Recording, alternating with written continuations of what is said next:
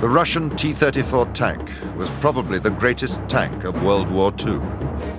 Produced in huge numbers in a remote site in Siberia known as Tankograd, the T-34 was reliable in all weathers, was the only tank that could stand up to the mighty German panzers, and fought in some of the greatest tank battles in history on the Eastern Front. The T-34 was very agile and it was very fast. And it was the T-34 that led the Red Army in its advance to Berlin, the capital of Hitler's Reich, and to final victory. Using authentic archive film and color reconstructions, Battle Stations goes right inside the dangerous, frightening world of the T-34 tank and its crew. If I said I wasn't scared, it would be untrue. All of us were very scared.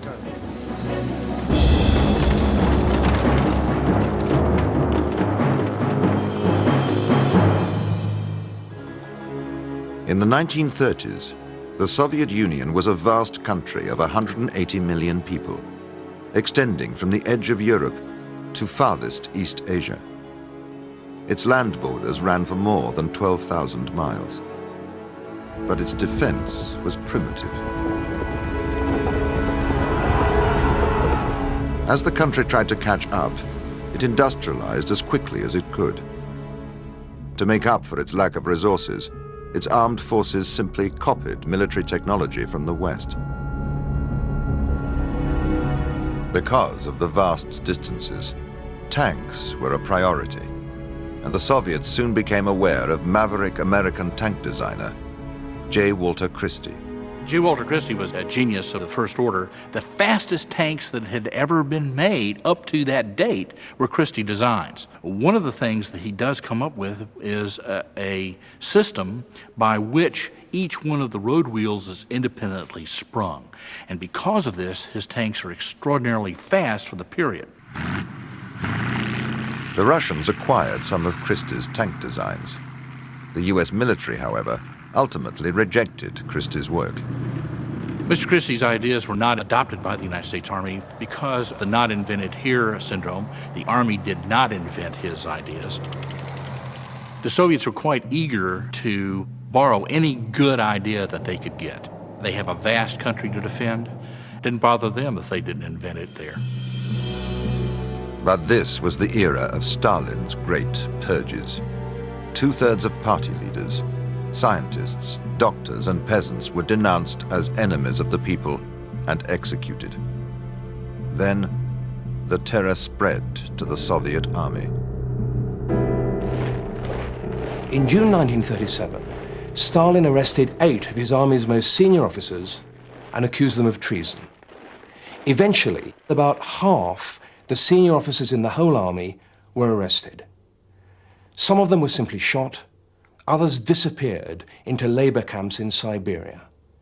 It was a quite extraordinary episode, and it left the Red Army weakened and disorganized. One of the victims of Stalin's purges was Afanasy Firtsov, the head of the Tank Design Bureau, working on plans for a new Soviet tank. He was sent to a hard labor camp in Siberia, where he later died. My father used to say to me that they owed a lot to Firtsov because they were just young boys, fresh from university. Replacing Firtsov, the brilliant young engineer Mikhail Koshkin took over the design of the new tank. Mikhail Koshkin, according to the memories of those who knew him well, was a very passionate man. He fell in love with the tank immediately. He fell in love with the idea. Koshkin incorporated the best of different elements of foreign tank design. In 1939, he took the plans for the new tank to Moscow. He took the blueprints, the drawings, and the models to Moscow, to the session of the Supreme Military Council. Stalin spoke and said, "I would like to go back to the idea of the new tank. I think Koshkin and the designers should be given a chance. If they succeed, we will get a new, unique tank. If they fail, we shall punish them. In this climate of fear and secrecy, Koshkin and his team were allowed to carry on with their work. Koshkin concentrated on simplicity, guns, armor, and mobility.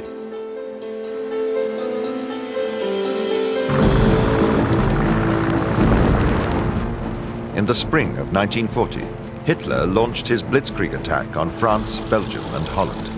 His lightning victory in the West proved to everyone the primacy of the tank in modern war by leading a fast-moving attack and in destabilizing the enemy.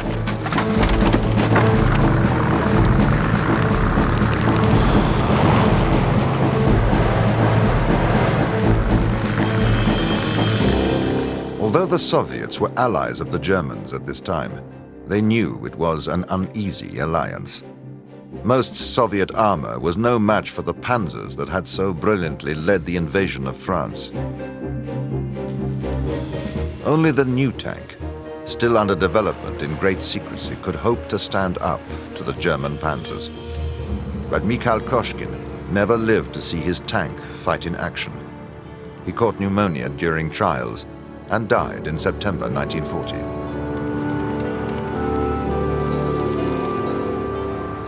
But his tank, now officially numbered the T-34, was almost complete. By comparison to Western tanks, it was very basic. Russia was not a mechanized country, and the peasants and factory workers who crewed the T-34 did not expect luxuries.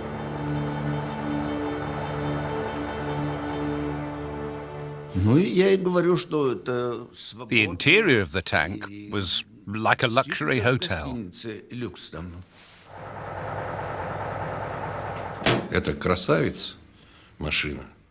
It was a beautiful vehicle, a joy to look at. My first impression was excellent.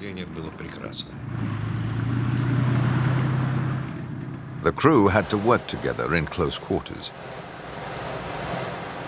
The tank commander and the gunner were both in the turret. The driver and I, the machine gunner, were sitting side by side in the front of the tank. The driver wrestled with the controls, which were physically very demanding. We had steering levers on the right and the left. If I needed to go right, I pulled the left lever. If I needed to go left, I pulled the right lever. There were pedals, an accelerator pedal like in a car, and a clutch pedal.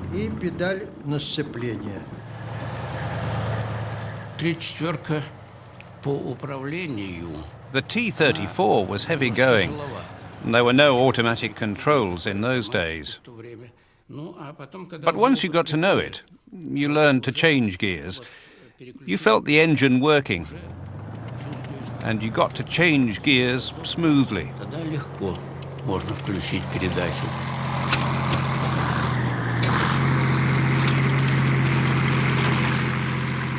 Commanders often communicated with drivers by touch. Forward, to drive forward, the sign was to push him in the back. If you need to turn left or right, you nudged him with your leg.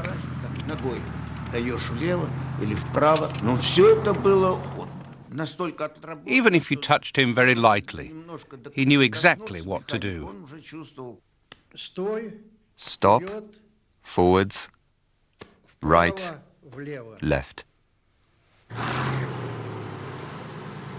But the key to the T-34's success would prove to be its armor, nearly 2 inches thick and sloping, and its main gun. The first models fired a powerful 76mm. Later tanks were equipped with an even more deadly 85mm weapon.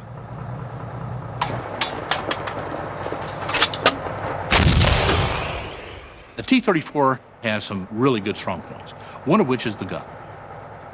The armor was superb. The armor, this vehicle was the first vehicle to ever have sloped armor, which is miles ahead of flat-faced armor. The other thing about it was it had a diesel engine, which did not burn if the vehicle got hit like a Sherman. A Sherman would burn. The T-34 did not burn as easily. It has wide track. It allowed the vehicle to have good mobility in ice, snow, and mud. In the spring of 1941, Hitler began to amass his armies along the long 450-mile border with the Soviet Union. Stalin ignored all warnings, convinced that Hitler would not invade. But by midsummer, Hitler had assembled the biggest invasion force in history. How could the Red Army, fatally weakened by Stalin's purges, resist such a force? 22nd of June, 1941. Hitler unleashes Operation Barbarossa. 7,000 field guns. 3 million German troops supported by 1 million other Axis soldiers. 3,350 tanks launch a vast offensive against the Soviet Union. The Red Army stood no chance. Their most numerous tanks, the T-26 and T-28, were poorly armored and undergunned and proved no match for the battle-hardened panzers.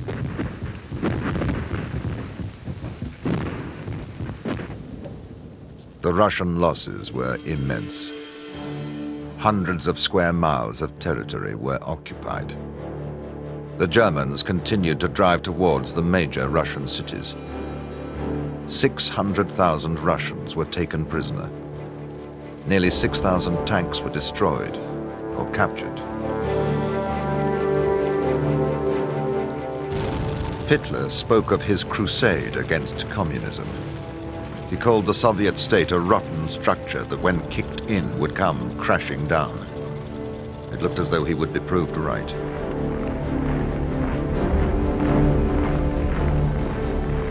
In August, the German army reached the giant, open prairie fields of the Ukraine. Now it seemed unstoppable.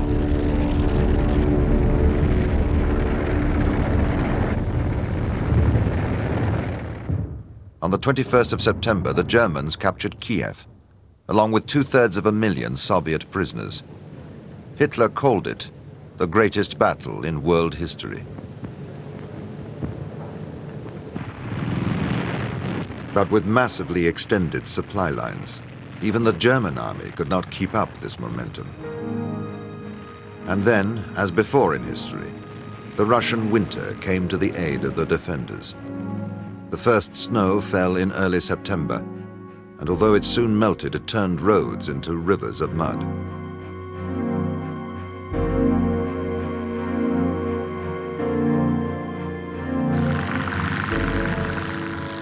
Hitler's advanced troops were only a few miles from Moscow when the freezing winter blizzards set in.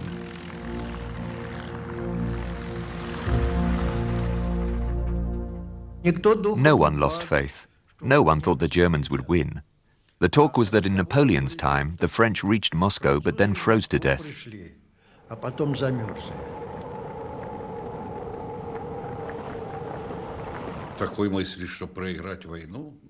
I certainly never imagined that we would lose the war. It never crossed my mind. I never heard my comrades say anything of the kind.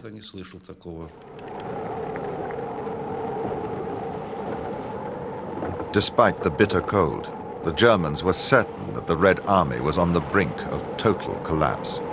Then came a complete surprise.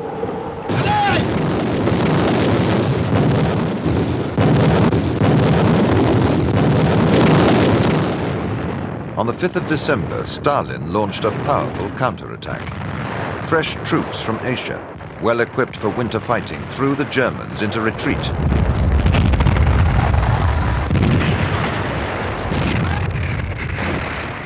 Moscow was saved, as was Stalin's Russia. There's little doubt that the Germans were tantalizingly close to victory in 1941. In early December, some of them were just 17 miles from Moscow's Kremlin. But the Germans had underestimated the corrosive effects of distance and of the dreadful Russian winter. In the end, they just ran out of men. Within the first chaotic weeks of the German invasion, the Soviets had sprung one surprise on the Germans. In July, the first T-34s were ordered into action. Developed amidst great secrecy, no Westerner had set eyes on the tank before.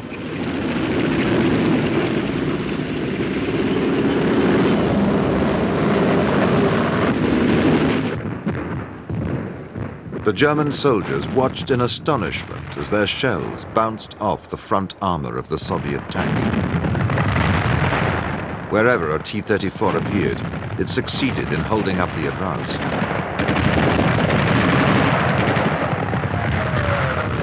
When the Germans first see these vehicles, they're shocked. They can't believe that these subhumans, the Untermenschen, can have such a vehicle. It was actually superior to anything they had at that time.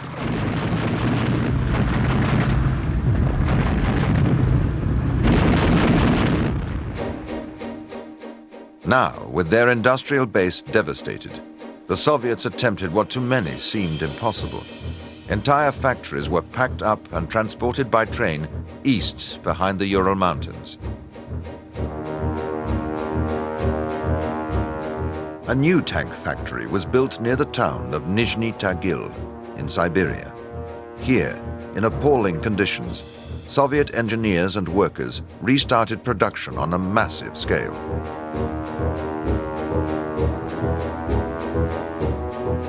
Several tank men were drafted in to work temporarily in the factory.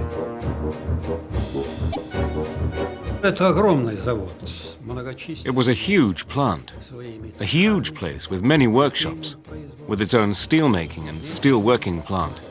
People working there were tired, exhausted.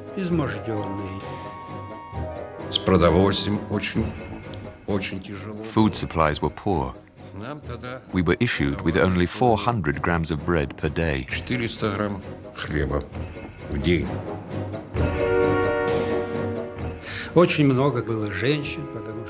There were a lot of women workers there, because most of the men had been conscripted, and they did a lot of the heavy work.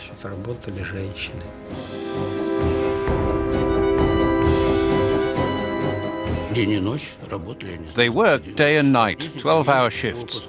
Nizhny Tagil produced, before I arrived, 40 tanks a day. And by the end, when we received our tanks, it was producing 60 tanks a day.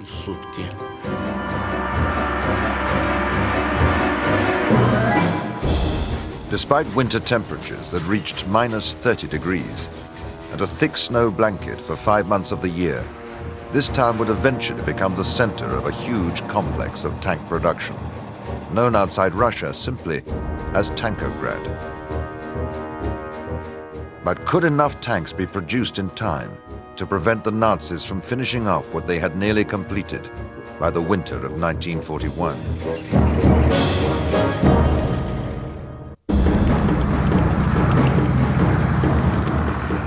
The war on the Eastern Front was a tank war.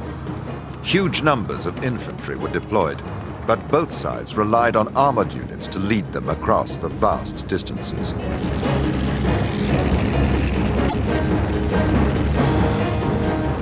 Tanks operate well in open terrain. And of course, Russia is a wide open expanse, and it is great tank country. Tank crews would work together and live together for weeks at a time. Sometimes political slogans would be daubed on the side of a tank, like "Forwards to Victory," or "Together we defeat fascism." For the motherland.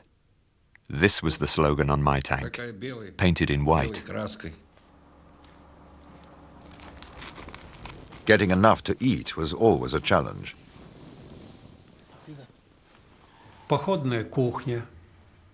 The field kitchens cooked different soups, cabbage soup, beetroot soup, made out of whatever ingredients the cook could find.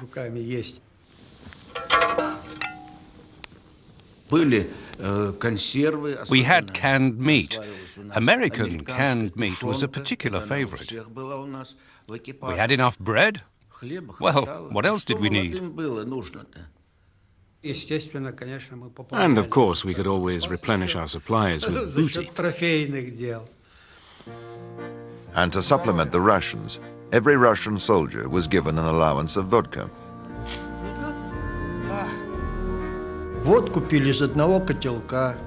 We drank vodka from the same flask.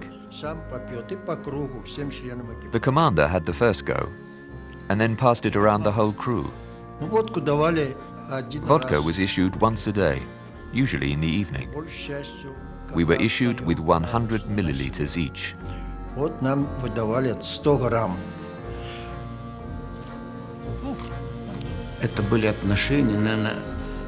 We were closer than brothers to each other, like one big family. There was real warmth and closeness. We worried about each other, as we did for ourselves.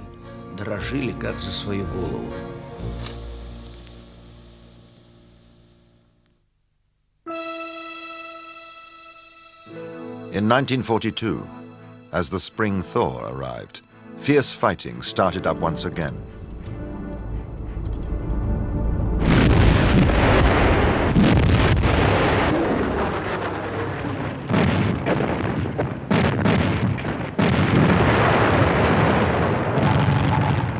And in late summer, forward German troops advanced right to the banks of the Volga River and reached the city of Stalingrad. Here, one of the great battles of history unfolded.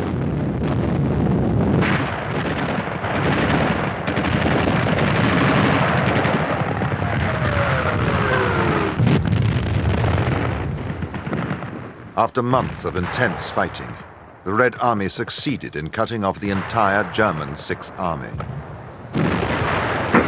Surrounded, with petrol and ammunition running out, the Germans were squeezed to breaking point. On the 31st of January 1943, what was left of the Sixth Army surrendered. 91,000 men, including 22 German generals and their commander, Field Marshal von Paulus, went into captivity.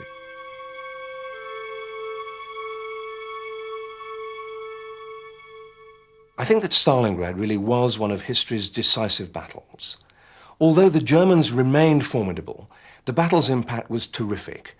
A whole army had disappeared from the German order of battle. Her allies were dispirited and her opponents encouraged. Stalingrad ended the myth of German invincibility. In 1943, the huge numbers of T-34s coming into service would begin to have a major impact on the course of the war. In July, the Battle of Kursk turned into the biggest tank battle of the war. 3 German armies prepared to assault a Russian line some 100 miles wide. During the Battle of Kursk, the Russians know that the Germans are going to attack them. And because they know they're going to be attacked, they adopt a defensive posture. And they, in fact, lure the Germans into fire cauldrons where they actually decimate the Germans in these ambushes, large ambushes. The German panzer crews fought bravely, but were overwhelmed by Soviet firepower.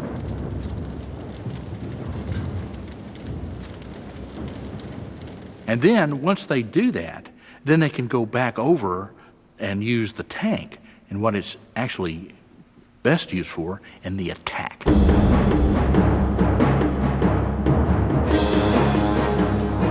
The Soviets had 6 tank brigades in reserve, which were now hurled into the battle. From now on, the momentum on the Eastern Front would remain with the Red Army.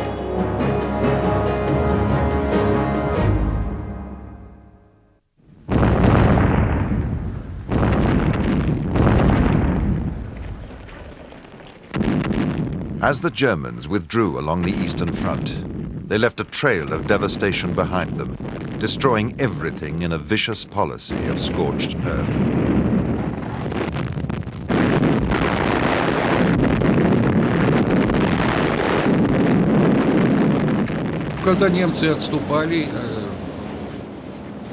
When the Germans were retreating, they destroyed a lot. They usually blew up railways. They destroyed the factories and plants that produced for war.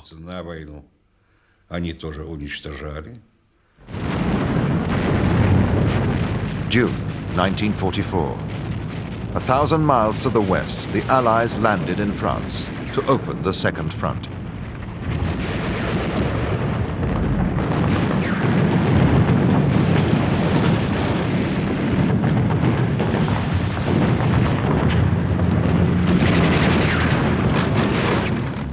As the Allies fought their way out of the Normandy beachheads, Soviet Army Group Center launched another huge offensive on the Eastern Front.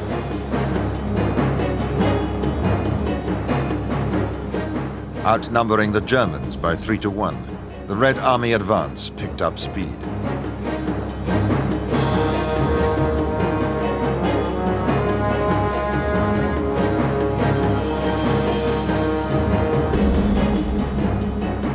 Across the Eastern Front, Russian tank crews faced dangers almost daily.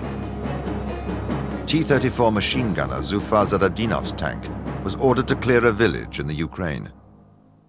We were told that the Germans had no tanks, but only light artillery.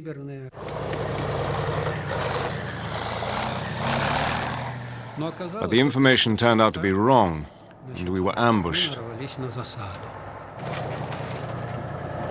And there were Tiger tanks.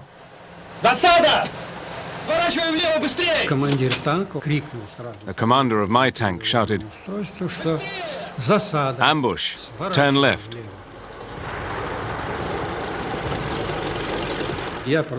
I continued firing my machine gun because ahead of me were German infantry. And all of a sudden I could hear a terrible noise, and something heavy fell on me.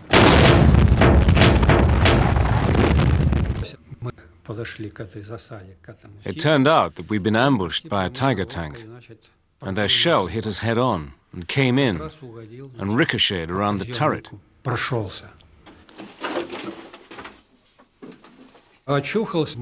When I came to, it was hard to see much inside the tank because it was filled with smoke. But then all of a sudden, within seconds, the air cleared. I lifted my head, and I could see that the turret was full of light. And I looked down, and I saw the commander and the gunner lying on the floor. Руки! Руки! Мои руки! The commander groaned, "My arms, my arms." And then I saw that both his arms were injured. I asked the driver, Nikolai, what happened, but he didn't answer. I shook him by his shoulders and saw that he was unconscious. So I tried to start the tank, the engine. I pressed the ignition switch,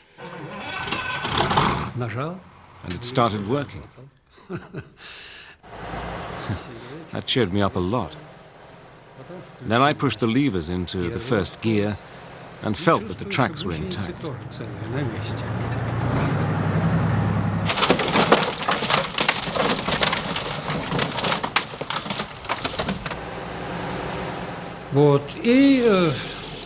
I went into first, second, and I tried to go a bit faster and got into third gear.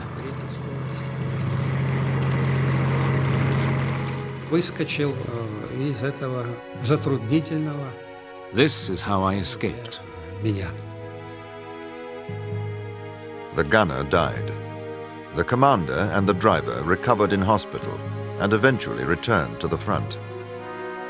Zufar Zadadinov was decorated for his heroism.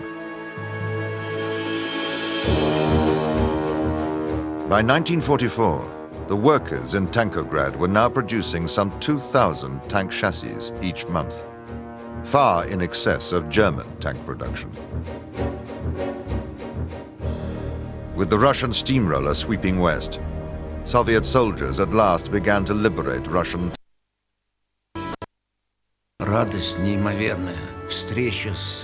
It was such a joy to meet the people who had been under occupation. It really gave us such a boost.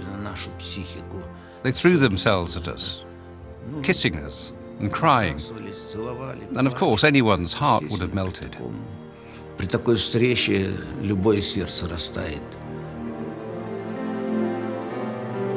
In the summer of 1944, the Red Army advance reached Eastern Europe, and in September, the 6th Tank Army, led by T-34s, captured the Romanian capital, Bucharest. Here, the Russians were welcomed as heroes.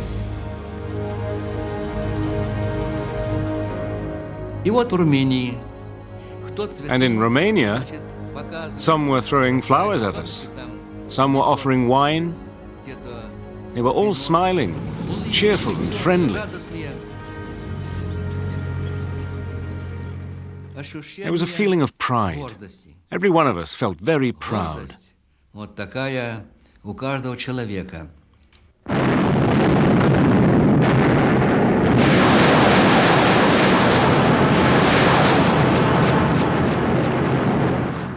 January 1945, the next Soviet offensive, this time across Poland.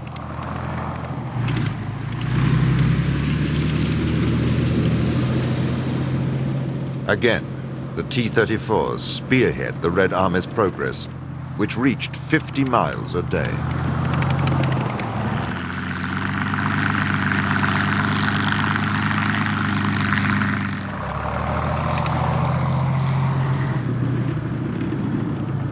After 6 weeks, the Red Army arrived at the border with Germany and waited.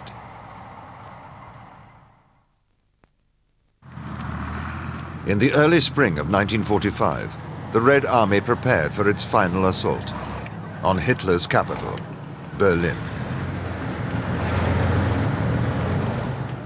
2 complete Soviet army groups assembled in readiness along a 100-mile front, led by Marshal Zhukov and Marshal Konev, competing to win the glory of capturing Berlin. Meanwhile, General Eisenhower, whose Allied armies had now crossed the Rhine and were advancing eastwards across Germany, decided to leave Berlin to the Russians. Eisenhower had good reason to leave Berlin to the Russians.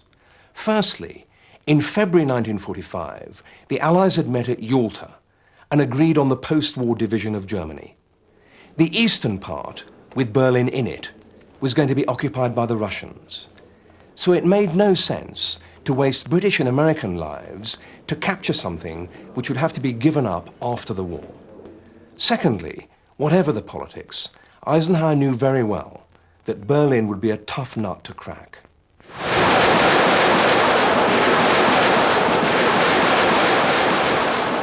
Monday, 16th of April, 1945. The Red Army finally launches its assault on Berlin with a mighty barrage.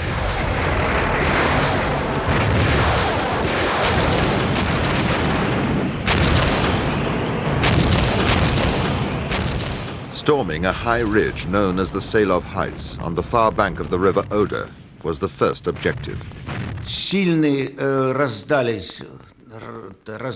We heard the heavy shells begin to explode. Non-stop firing. Everything was roaring. And we waited for the order to advance. It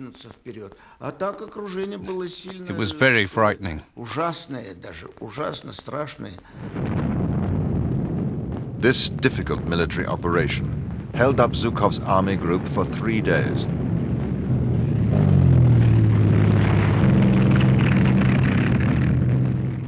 During the delay, Marshal Konev's army group, advanced from the south into the suburbs of Berlin.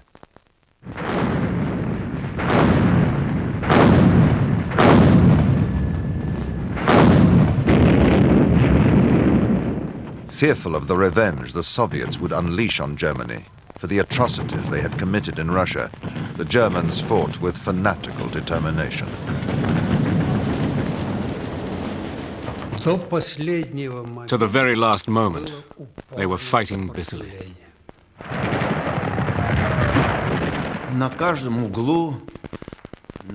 On every corner, from every roof, from every window, they were shooting and firing at us.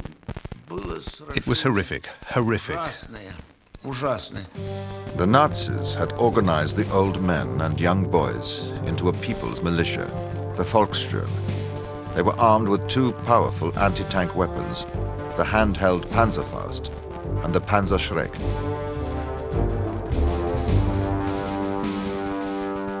Once you get a tank inside a city, it suddenly loses all the advantages it has on open terrain. It's channeled down very narrow avenues of approach. And because the enemy knows where these tanks are going to come from, they can ambush them very easily, using, in the Germans' case, the Panzerschreck or the Panzerfaust, and knock them out very easily. Armed with these anti-tank weapons, what was left of the German fighting machine took on the Russian tanks.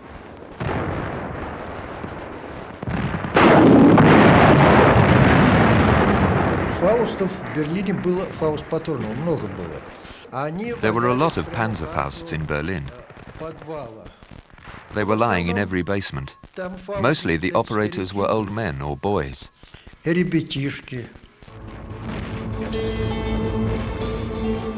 Russian tank losses were severe.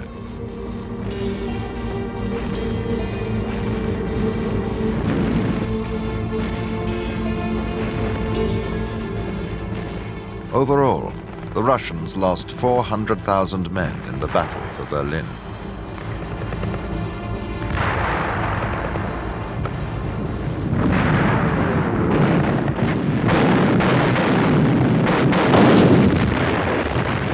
The soldiers of Marshal Zhukov and Marshal Konev had to fight for each suburb, then for each street, finally for each house. Parts of the city were reduced to rubble.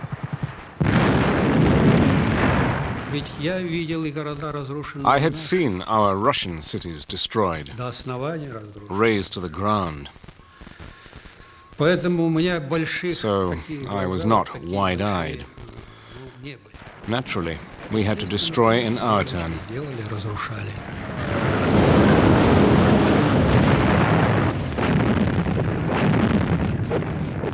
With the Germans still fighting fiercely, it was Marshal Zhukov's men who finally reached the heart of Berlin, only a few hundred yards from Hitler's underground headquarters.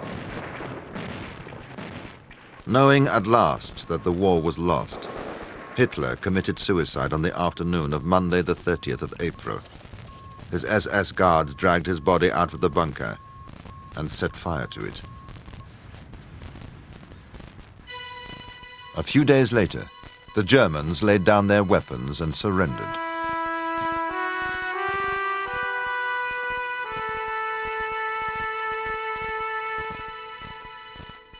Most Germans wanted to surrender to the Americans or British, fearful of reprisals from the Russians. The Russians were keen to leave their mark on Hitler's capital, but it was soon difficult to find a space on the walls of the Reichstag to carve a message. We took turns to go to the Reichstag, and then we had to climb on each other's shoulders to be able to leave our message.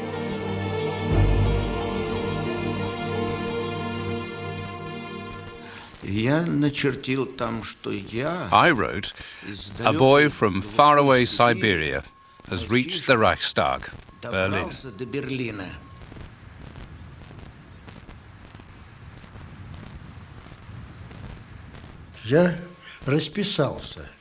I wrote just my name, Sergeyev.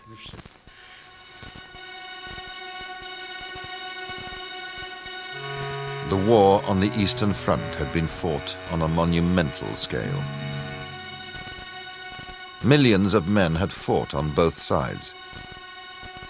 The price of victory was immense. Tens of thousands of farms, thousands of factories, hundreds of towns, and dozens of cities had been destroyed. Latest estimates suggest that as many as 27 million Russians had been killed.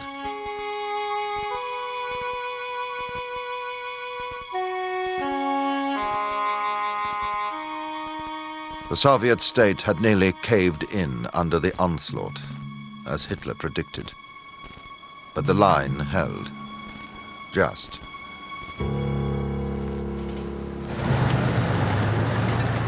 And in the vanguard of the Russian advance, 1,500 miles from Stalingrad to Berlin, went the T-34 tank, produced in huge numbers in Siberia. The production of the T-34 tank is an extraordinary achievement for a country that is basically just industrializing. And not only is it an extraordinary achievement of just being able to do it technologically, which it's a technological marvel in and of itself, but they made in excess of 50,000 of these vehicles. Lenin once said that quantity has a quality all its own. So the Germans got outproduced in addition to being outfought. Конечно, 34-ка сыграла огромную роль. The T-34 played a crucial role in the offensive. Хотя танков погибло очень много. Очень много. Without it, I doubt we would have won the war. Без 34-ки, я сомневаюсь, выиграли бы мы войну. This was the tank whose first designer was sent by Stalin to rot in a labor camp. At last, the war in Europe was over. Now the Russian soldiers could celebrate.